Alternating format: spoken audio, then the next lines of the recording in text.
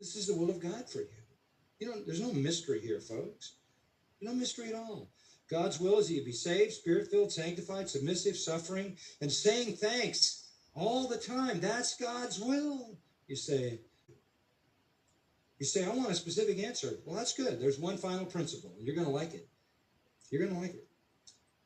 If you're saved, spirit-filled, sanctified, submissive, suffering, and thankful, you ready for this? Do whatever you want. Do it. You say, whoa, are you sure? Absolutely. Because if this is true of your life, guess who's controlling your wants? Do whatever you want. People say to me, why did you come to Grace Church? I wanted to come. There wasn't nothing mystical. I didn't hear voices in heaven.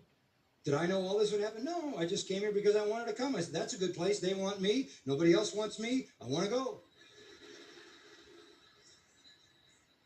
Wasn't like I had a lot of options. Still don't.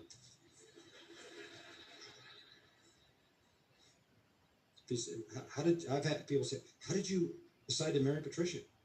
That was easy. I wanted her and no one else. And I said, God, that's the one I want right there. And I believe you're controlling my wants. You say, I need a verse for that. That's way out there. I'll give you a verse. I know, you're used to getting a verse. Here's a verse.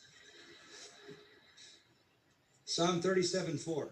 You ready for this? Delight yourself. Fulfill yours, it means he'll plant his.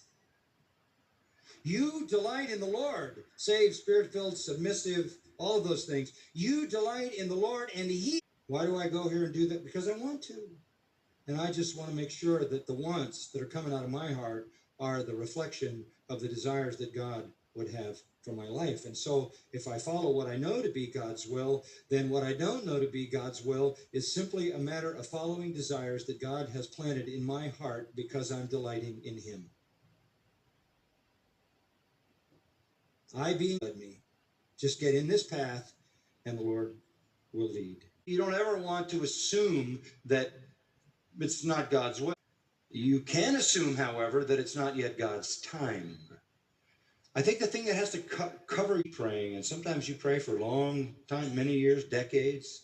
You just, since you don't know God, you just don't want to get to the point where you decide that God's going to act in your time, or you're going to think it's, depending on what it is. If you're praying for God's will in a certain situation, keep praying. God hears you just because you're faithful. What will God do for you when you keep asking and he loves you? So don't give up. Father, we thank you for the wonderful word given to us.